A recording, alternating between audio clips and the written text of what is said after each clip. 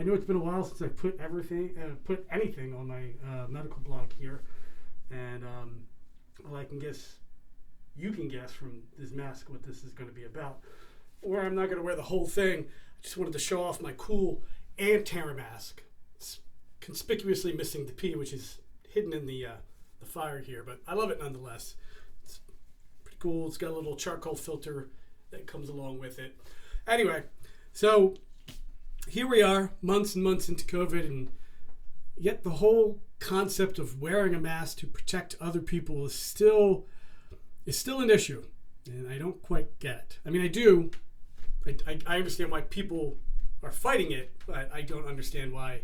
I don't understand their logic and why they don't see how flawed their logic is. In short, these arguments against wearing masks are rooted in either a false equivalency, dubious logic, and usually all with a smattering of anti-intellectualism. So, without further ado, I want to get into the reasons that people give here.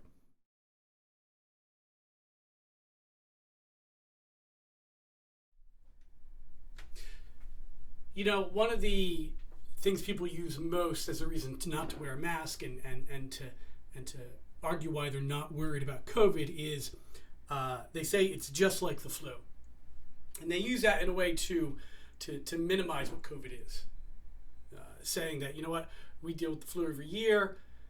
No one's wearing masks. No one's getting bent out of shape over the flu. This is no different, and consequently, this is while they're all pretty easy in my opinion, to debunk. This is pretty much the easiest in just looking at simple numbers. With the flu, anywhere, and the flu does vary widely depending, on the strains we're getting each year and how it impacts us. But the flu, we'll see a death toll of anywhere from 12,000 to 61,000 deaths annually from the flu in the United States. I'm speaking just in the United States with these numbers. And with COVID, we're about 7 months into this as far as what we've been recording, and we're already at 143,000 plus deaths. I mean, that's more than double the top number of the flu for the year. So that alone tells us this is not just like the flu. Furthermore, we see a lot more post-infectious sequelae from COVID. Not that the flu doesn't have any. Certainly, there are people that might have some longer-standing issues after if they have the flu bad enough that they wind up in the ICU. But we're seeing far more people in the ICU. We're seeing far more people with this with issues after they recover from COVID. If they are one of the ones that do not pass away from it. And this includes, the most common thing that's been talked about is the lung scarring or the ground glass opacities. It's an inflammatory change to the lungs that seemed, as of right now, they seem to persist well beyond recovering from the COVID illness. But in addition to that, we're seeing some things, we don't see as frequently with other things, and particularly the flu. We're seeing some clotting issues that are happening in people, and we're seeing young people having strokes as a result of COVID, and we're seeing heart and neurologic issues that are occurring with it. So again, pure numbers as far as how this is impacting us, and additionally the issues and conditions we see with those who recover from severe illness is much different than the flu. So it really is apples and oranges. I don't like that phrase, but it is apples and oranges.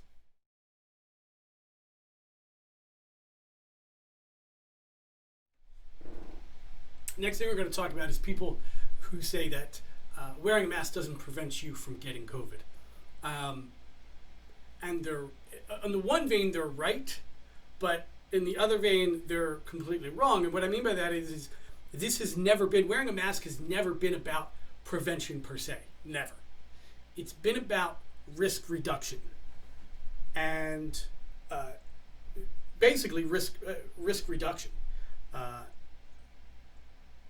we've never said that this is going to prevent people from ever getting COVID. The point of it is to reduce the numbers getting it at the same time, to reduce spikes in a concentrated area, and to reduce overwhelming a hospital system with critical cases and overwhelming their ICUs. So again, this has never been about preventing it per se. It's purely about reducing how frequently it's occurring and preventing it from occurring in large numbers in small locations and small regions to reduce the impact on hospitals and ICUs. So this is an example of just of really just a flawed logic to their argument. Additionally, while wearing a mask here is, in the United States, asking people to wear the mask is a very new thing. This is something that's been going on in a lot of Asian countries. And there's studies out there that show that it does exactly what we're asking for it to do, and that is to reduce the frequency of people getting an illness. And they do this with the common cold. They do this with the regular flu over in the Asian countries. People wear masks when they feel sick. And they do it out of consideration for their fellow citizen. So at the end of the day, it does not take much just to have a little concern for your fellow citizen to wear the mask to reduce the chance. It's not going to prevent it 100%. We know this. We've known this from the start, but that's never what it's been about. It's about reducing the chance, reducing the number of people getting it all at once, thereby risking stressing out a hospital system and their ICUs.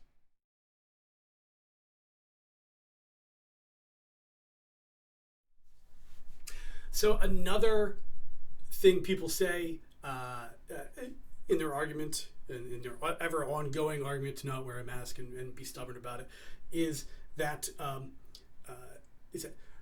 they claim that first the scientists and medical experts said that masks don't work, and now they say that they do, and they're saying this as a slight. They're saying it as a dig to indicate science doesn't work.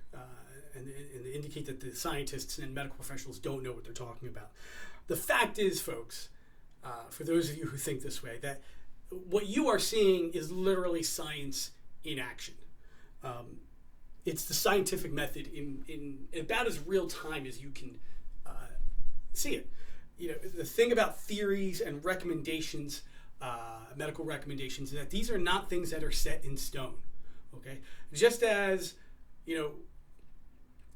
we don't treat HIV or heart attacks the same way today, the same way we did 20, 30 years ago.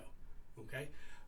We have learned new things, and our treatments and recommendations for these things have changed over the years. We are fortunate enough that, we have been able to get some data on this early, not as much as we would like, obviously. Obviously, we would love enough data to have a cure of this by now, and to have immunizations for this by now. But we have gotten data for other things, and what we've learned is that yes, at the beginning, it seemed like the data seemed to indicate that masks didn't work. But as we study this, as we got more and more data, we've learned just the opposite. We've learned that the masks do help us to a degree. Again, as I've already stated, it's not 100%. And really in medicine, there's nothing, it's very rare in the case that there's something that is 100%. But we do know now with new data and new studies that this indeed helps. And this is exactly what science does. Science is not something where you study it once and you have a theory or recommendation and it never changes. And that's and that goes beyond medicine. That goes to astrophysics. Even the famous Stephen Hawking went back and forth on his belief in black holes, and that was him regarding new data as it came out. So what you are taking as scientists and medical professionals not knowing what they're talking about is actually just the opposite. It shows that exactly they do know what they're talking about. They're following the scientific method. They're doing their job appropriately.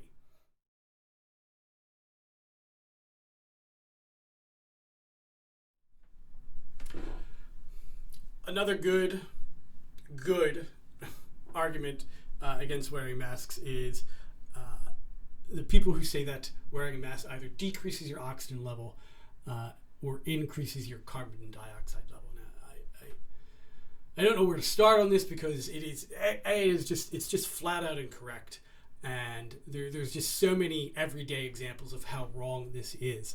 But first, to be a little scientific about it,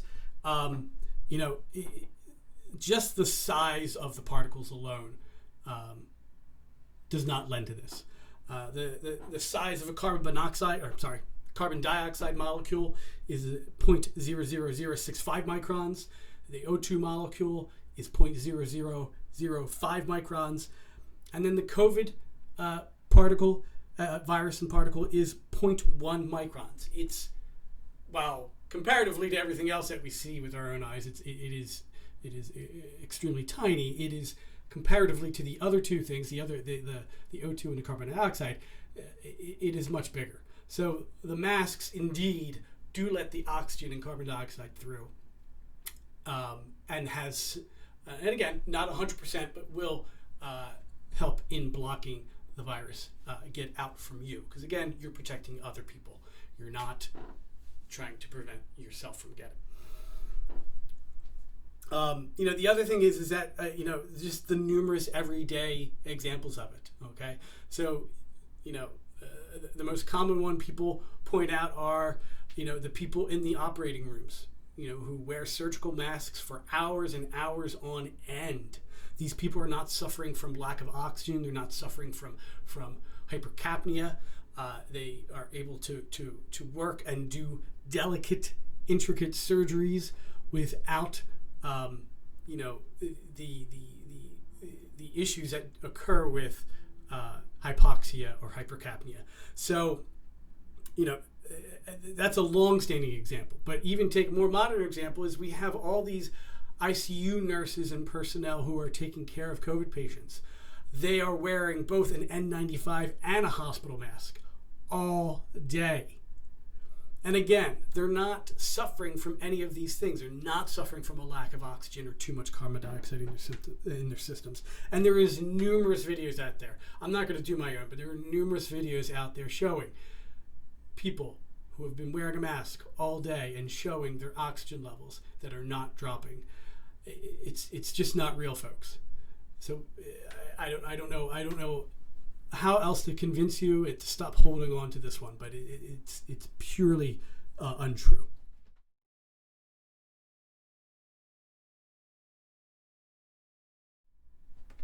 Now, one thing that has come up in the past few weeks are people seeking exemptions to wear a mask, showing fake exemption cards to wear a mask. In short, there is no exemption card. So if you see an exemption card, they do not exist. Now, there are several indications by the CDC for people who should not wear a mask. Those are children under 2 years old, anyone who has trouble breathing, or anyone who is unconscious, incapacitated, or otherwise unable to remove a facial covering. So, with exception of the first one, if you're someone who is actively having trouble breathing, or obviously unconscious or incapacitated, not only should you not be wearing a mask, but you should not be out and about shopping or doing any daily activities. You should be getting, if not evaluated in an office in the emergency department, most definitely for the third example. Now, there are some conditions where people might be unsure, and this is recognized. However, these are not contraindications to not wearing a mask. But obviously, people who are deaf might have some trouble reading lips if that's how they communicate. So you might need to write things down if you can't find a clear face shield. people with developmental disabilities and sensory sensitivities may have challenges wearing them. Excuse me. Younger children may have difficulty keeping the mask on or fitting it properly. These are all things that should really be discussed with a medical provider, if there's any uncertainty. But again, these are not absolute contraindications.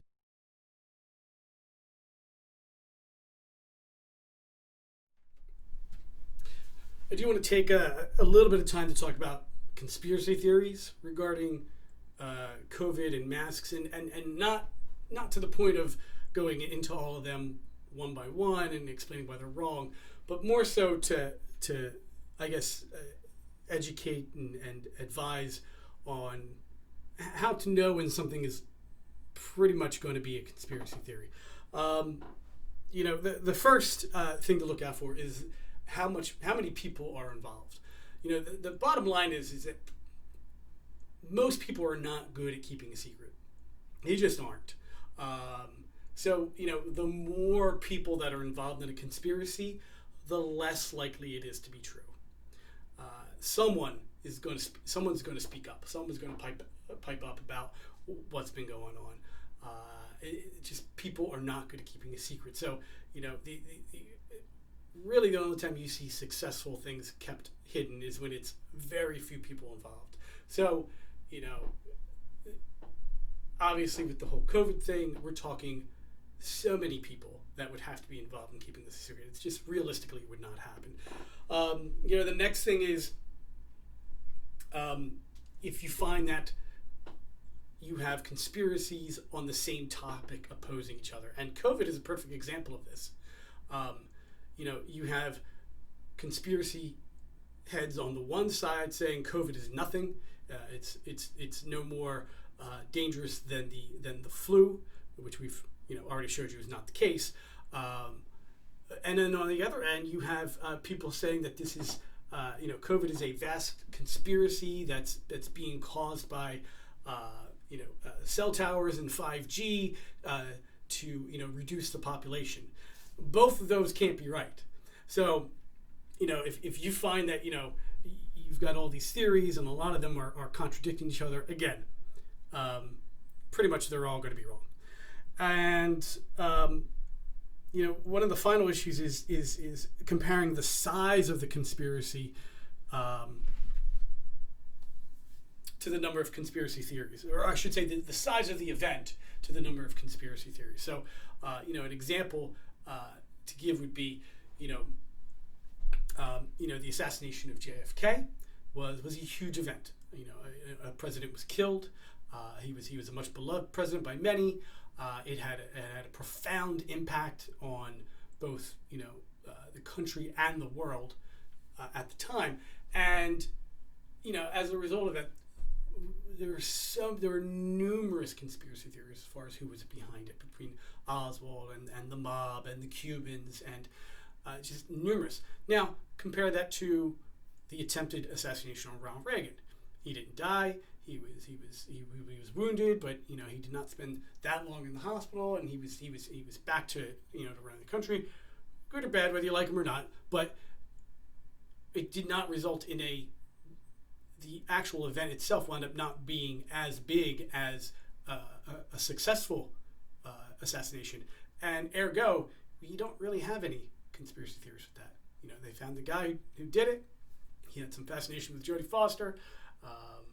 And he was put in jail, and that's about it. But you don't hear these ongoing conspiracy about the Reagan attempt, the attempted assassination of Ronald Reagan. So again, the size of the event usually correlates with the number of conspiracy theories. So if you find that there's just one after the other coming about, again, these are not. And at the end of the day, they're just not true. And really, it's an injustice to call these even conspiracy theories. They're not theories. They're not theories in the true sense. They're not theories in the sense of the scientific method. They're just conspiracies. So I wouldn't even use the second word on that. That's doing it an injustice.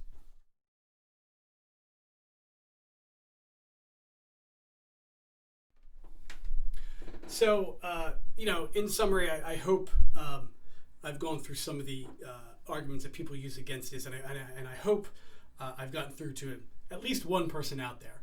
I listen, I'm realistic.